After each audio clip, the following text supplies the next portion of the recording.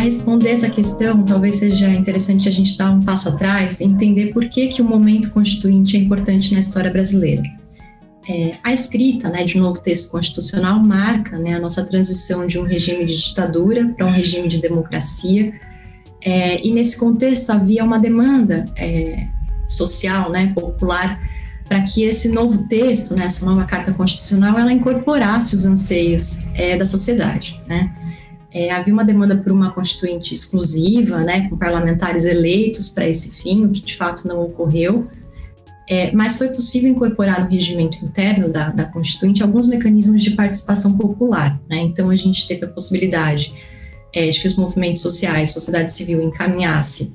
sugestões ao plenário, encaminhasse emendas populares também e participasse de audiências públicas, então acho que isso é importante, porque a gente costuma se referir à Constituição como uma Constituição cidadã e é por isso, porque de fato houve uma participação popular muito forte, isso se expressa nos números da época, então 9 mil pessoas estavam ali, 10 mil pessoas estavam ali todos os dias pleiteando a entrada no Congresso Nacional, 9 milhões de pessoas passaram pelo Congresso durante 87 e 88, enquanto a Constituinte era escrita, a Constituição era escrita, e para além disso, 12 milhões de pessoas assinaram as 122 emendas parlamentares que foram encaminhadas ao plenário. Vale dizer também que a Constituição, ela começou sem texto prévio, então ela começou com textos escritos em subcomissões temáticas, que eram direcionados a comissões temáticas, até chegar à sistematização, e por fim ao plenário para esse texto ser escrito. Bom, se tinha sociedade civil, se tinha participação popular, tinha movimento negro também, esse movimento ele se articulou de uma forma muito intensa para participar e para interferir nesse processo. Vale dizer que o que a gente conhece como movimento negro contemporâneo surge no ano de 78, então em 88 é um movimento que já está bastante articulado, já fez muita reunião,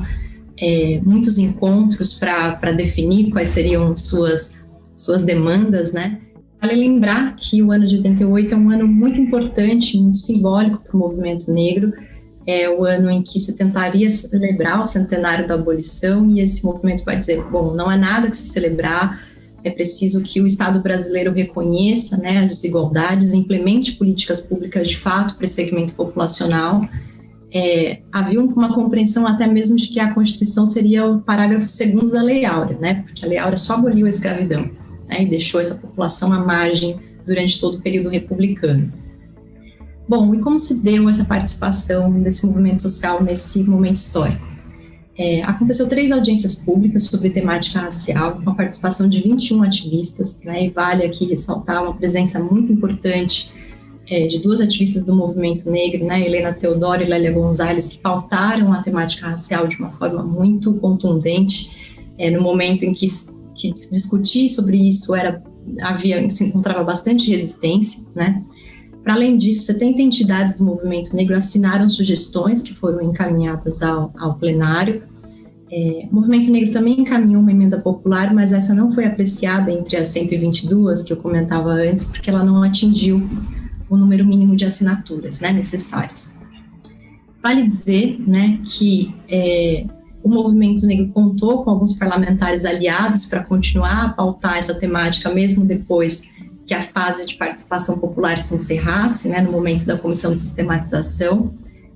mas entre os mais de 500 parlamentares à época eleitos, nós tínhamos 4 parlamentares negros que assumiram a temática racial como um compromisso nesse período, que foram Benedito da Silva, Paulo Paim, Carlos Alberto Caon e Edmilson Valentim, O que de fato foi incorporado, então, de tudo que o movimento negro demandou, e foram muitas demandas, e principalmente relacionadas a temáticas estruturais, como educação, como trabalho, como saúde, como acesso à habitação e acesso à terra, O que de fato foi incorporado foi a criminalização do racismo, o princípio da isonomia também, a previsão de que a educação levaria em conta a contribuição de todos os povos, para a formação da sociedade brasileira, a valorização da cultura, também da cultura negra e indígena. Para além disso,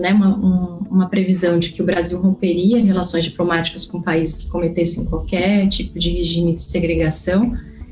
E, além disso, a questão quilombola, né, o acesso e titulação de terras quilombolas está previsto no ato das disposições transitórias, né, no finzinho da Constituição. Claro que essas demandas, elas não incorporam tudo que o movimento desejou e trouxe para esse processo, mas elas foram muito importantes porque, primeiro,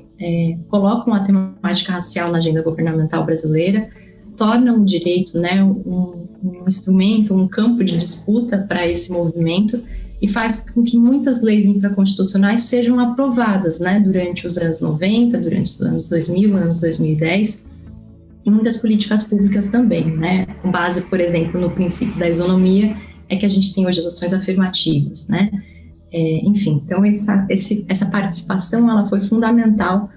para inserir a temática racial na agenda governamental.